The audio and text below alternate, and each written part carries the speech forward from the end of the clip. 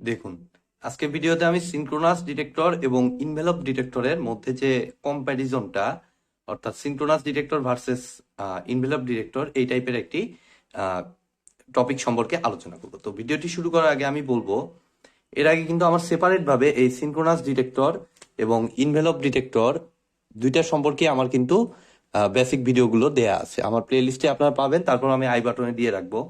এছাড়াও কমিউনিকেশনের প্রায় 16টির মতো ভিডিও আমি দিয়ে দিয়েছি। তো যারা আমার চ্যানেলে একদম নতুন, তারা আমার প্লে লিস্ট থেকে আগের ভিডিওগুলো একটু দেখে আসুন, তাহলে আপনাদের বুঝতে সুবিধা হবে। তো এর আগে আমরা সিনক্রোনাস ডিটেক্টর আর ইনভেলপ ডিটেক্টরের বেসিক গুলো দেখেছিলাম। দুইটাই ডিমোডুলেশনে কাজ করে, বাট কখন আমরা কোনটা ব্যবহার করব, তো সেটা আসলে এই কম্প্যারিজন থেকেই অ্যাকচুয়ালি আমরা বুঝতে পারবো যে আসলে কোন পজিশনে আমরা কোন ডিটেক্টরটা ব্যবহার করব। তো এক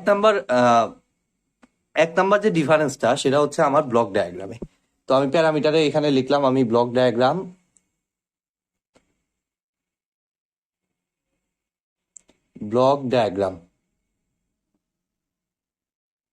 তো ব্লক ডায়াগ্রামটা কেমন সিনক্রোনাসের জন্য? এর আগে আমরা দেখেছিলাম আমাদের যে এম সিগন্যাল, এই যে এমটাকে সরাসরি আমার পাস করাইতে হবে হচ্ছে কার সাথে? এখানে একটা মাল্টিপ্লায়ার থাকবে, এটা ক্রস দ্বারা প্রকাশ করলাম, মাল্টিপ্লায়ার। ঠিক আছে, এই মাল্টিপ্লায়ারে মেইনলি আমার পাঠাইতে হবে কি, অর্থাৎ মাল্টিপ্লাই করবে এম সিগন্যালের সাথে কাকে মাল্টিপ্লাই করবে? আমার হচ্ছে ক্যারিয়ার সিগন্যালকে। এক্সট্রা একটা ক্যারিয়ার সিগন্যাল দিতে হবে সিটি, যেটা কিনা আমার লোকাল অসিলেটরের মাধ্যমে পাঠাইতে হবে। আমি লোকাল অসিলেটরটা উল্লেখ করতেছি না, সরাসরি আমি সিটি উল্লেখ করলাম। তো এখানে যে সিগন্যালটা আমরা পাই, এটা কিন্তু আমি বেসিকটা বুঝিয়ে দিয়েছিলাম কেন ব্লক ডায়াগ্রামটা এমন। আমি কিন্তু ডিটেলস ইকুয়েশন দিয়ে আমি বুঝিয়ে দিয়েছিলাম। তো এই দুইটা মাল্টিপ্লাইয়ের পর এই এম সিগন্যাল আর সিটি লোকাল অসিলেটরের ক্যারিয়ার সিগন্যালটা মাল্টিপ্লিকেশনের পর সরাসরি এটা চলে যাবে হচ্ছে কোথায়? Low pass ফিল্টারে। লো পাস ফিল্টারে যাওয়ার পরে এটা বেসিক্যালি আউট হবে হচ্ছে আমাদের মেসেজ সিগন্যাল। ঠিক আছে, মেসেজ সিগন্যালকে আমরা এম অফ টি দ্বারা প্রকাশ করলাম। তো এটা হচ্ছে আমার সিনক্রোনাস ডিটেক্টরের ব্লক ডায়াগ্রাম। তো এরপরে আমার কি থাকবে? Envelope detector. তো ইনভেলপ ডিটেক্টরে গত ক্লাসে আমি দেখিয়েছি, সেখানে আমার প্রথমত আমাদের যে এম সিগন্যাল, এই যে এম সিগন্যাল, এটা থেকে আমার ইলেকট্রিক্যাল সার্কিট তো আর ব্লক ডায়াগ্রামে উল্লেখ করে না, আমি সেই জন্য এটাকে এম সিগন্যালের পর একটা রেজিস্টর থাকে, রেজিস্টরের পর আমার থাকে হচ্ছে একটা ডায়োড, ডায়োডের পর একটা ক্যাপাসিটর থাকে। ঠিক আছে, সেই ক্যাপাসিটরটার সাথে প্যারালালে আরেকটা রেজিস্টর থাকে, যেটা কিনা discharging capacitor plus discharging resistor. এই পুরোটুকু মিলায় আমি এটাকে বললাম হচ্ছে রেকটিফায়ার ব্লক। ঠিক আছে, অর্থাৎ এখান থেকে আমি এটাকে পাঠাবো হচ্ছে রেকটিফায়ার ব্লক। এটা ইকুইভ্যালেন্ট সার্কিট আমি গত ক্লাসে দেখিয়েছি। তো রেকটিফায়ারের পর বেসিক্যালি কি ঘটনা ঘটে? আমরা যে সিগন্যালটা পাই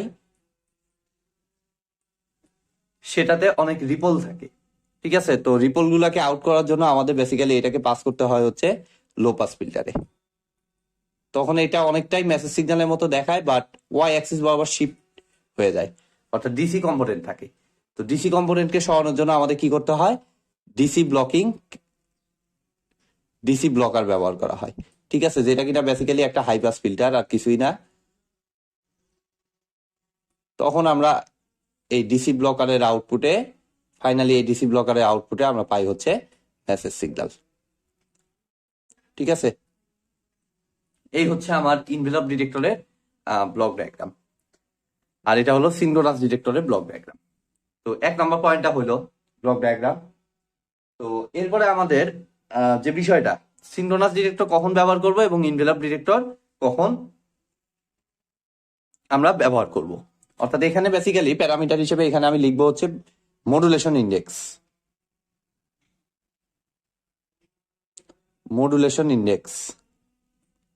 এম আর কি।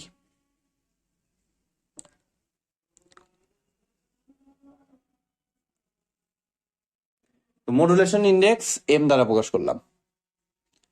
তো সিনক্রোনাস ডিটেক্টর আমি ব্যবহার করব হচ্ছে যখন আমার m গ্রেটার দ্যান 1, কারণ আমি কিন্তু গত ভিডিওতে এক্সপ্লেইন করে দিয়েছি যে m যদি গ্রেটার দ্যান 1 হয় তাহলে ইনভেলপ ডিটেক্টর দিয়ে কোনোভাবেই আমি মেসেজ সিগন্যালকে রিকভার করতে পারবো না। তো m লেস দ্যান 1 এর জন্য বেসিক্যালি ইনভেলপ ডিটেক্টরটা কার্যকর। ঠিক আছে, অর্থাৎ এটাকে বেসিক্যালি প্রকাশ করা হচ্ছে 0 থেকে 1 এর মধ্যে। ঠিক আছে, তাহলে মডুলেশন ইন্ডেক্স গ্রেটার দ্যান 1 হলে আমার কার্যকর হবে সিনক্রোনাস ডিটেক্টর, আর 0 থেকে 1 এর মাঝখানে হইলে সেক্ষেত্রে কার্যকর হবে হচ্ছে ইনভেলপ ডিটেক্টর। তো আশা করি আপনারা বুঝতে পেরেছেন, আমি কিন্তু ব্যাখ্যা দিয়েছি কেন এরকম গত ভিডিওতে। তো এরপরে প্যারামিটার হিসেবে আমি লিখতে পারি, ধরুন যে ইরোর ইরোর পসিবিলিটি। আচ্ছা, জাস্ট ইরোর লেখা রাখলাম। এখানে কি কি টাইপের ইরোর হয় আর ইনভেলপ ডিটেক্টরে কি কি টাইপের ইরোর হতে পারে। তো ইনভেলপ ডিটেক্টরটা, এটা আমার গত ক্লাসে বলে দেওয়া উচিত ছিল। বেসিক্যালি ইনভেলপ ডিটেক্টরে দুই টাইপের ইরোর হয়। এক নাম্বারটা হচ্ছে আমার নেগেটিভ সাইকেল ক্লিপিং। আমি লিখে দিচ্ছি টার্মটা, এখনই আমি এক্সপ্লেন করে দিচ্ছি আসলে এটা কি। নেগেটিভ সাইকেল ক্লিপিং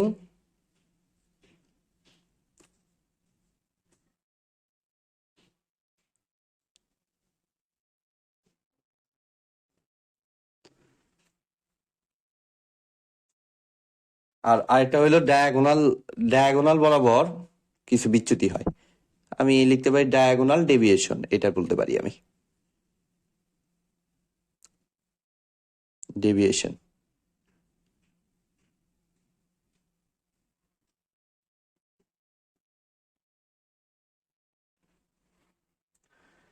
তো দেখুন, এটার এক্সপ্লেনেশনটা আমি একটু দিচ্ছি। নেগেটিভ সাইকেল ক্লিপিং আর ডায়াগোনাল ডেভিয়েশনটা কি জিনিস।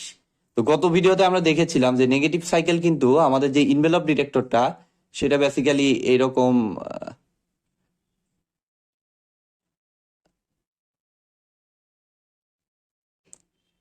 এইরকম টাইপের একটা সিগন্যাল পাওয়া যায়। ঠিক আছে, রিপল রিপল সহ এই টাইপের একটা সিগন্যাল পাওয়া যায়। তো এখানে আমরা ক্লিয়ারলি দেখতে পাচ্ছি যে আমাদের যে ইয়াটা ছিল, এই যে ইনভেলপটা ক্রিয়েট হয়েছে, এটা শুধুমাত্র পজিটিভ পার্টে ক্রিয়েট হয়েছে। অর্থাৎ নেগেটিভ সাইকেলটা কিন্তু আমাদের ক্লিপ হয়ে যাচ্ছে, নিচের প্রান্তে কিন্তু আমি কোনো ভ্যালু পাচ্ছি না। সেই জন্য আমার এখানে বলা হয়েছে যে নেগেটিভ সাইকেল ক্লিপিং, এটা কিন্তু ইয়ার ক্ষেত্রে হয়, ইনভেলপ ডিটেক্টরের ক্ষেত্রে হয়। আর ডায়াগোনাল ডেভিয়েশনটা কি জিনিস, দেখুন আমাদের অ্যাকচুয়াল মেসেজ সিগন্যাল ছিল হচ্ছে আমার এরকম টাইপের সাইনোসয়েডালি ওয়েভ।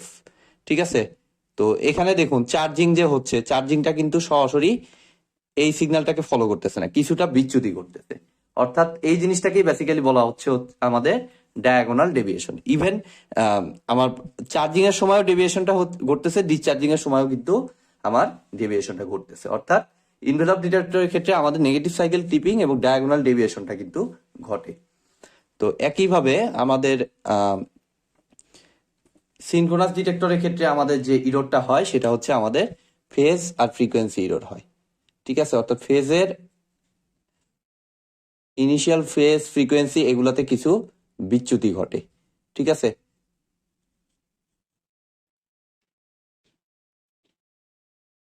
এটা খুবই ইজি। ম্যাথমেটিক্যাল ইকুয়েশন গুলোতে আপনারা দেখেছেন আগে পিছিয়ে অসংখ্য টার্ম আসে, এগুলো বেসিক্যালি ফেজ ফ্রিকোয়েন্সিতে ইরোরের কারণে হয়। ঠিক আছে, তো আর কি হতে পারে, আর মনে করেন যে কমপ্লেক্সিটি বিষয়টা কোনটা কেমন কমপ্লেক্স।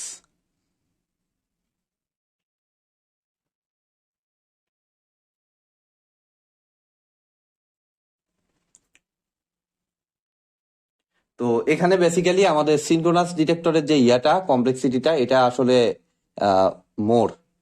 ঠিক আছে, সিনক্রোনাস ডিটেক্টরের কমপ্লেক্সিটিটা হাই, অর্থাৎ মোর কমপ্লেক্স সিস্টেম।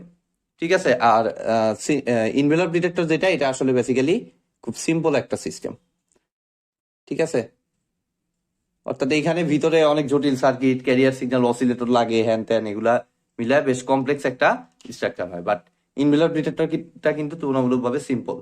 ঠিক আছে, এখানে কোনো ক্যারিয়ার সিগন্যাল এক্সট্রা ভাবে আমার লাগতেছে না, যার কারণে এর কমপ্লেক্সিটিটাও খুবই সিম্পল। তো এই হচ্ছে আমার সিনক্রোনাস ডিটেক্টর আর ইনভেলপ ডিটেক্টরের মধ্যে তুলনামূলক আলোচনা। আজকের মতো ভিডিওটি এ পর্যন্তই। ভিডিওটি যদি ভালো লেগে থাকে অবশ্যই ভিডিওতে একটি লাইক দিবেন, বন্ধুদের সাথে বেশি বেশি শেয়ার করবেন, আর চ্যানেলে নতুন হয়ে থাকলে অবশ্যই চ্যানেলটি সাবস্ক্রাইব করবেন। ধন্যবাদ।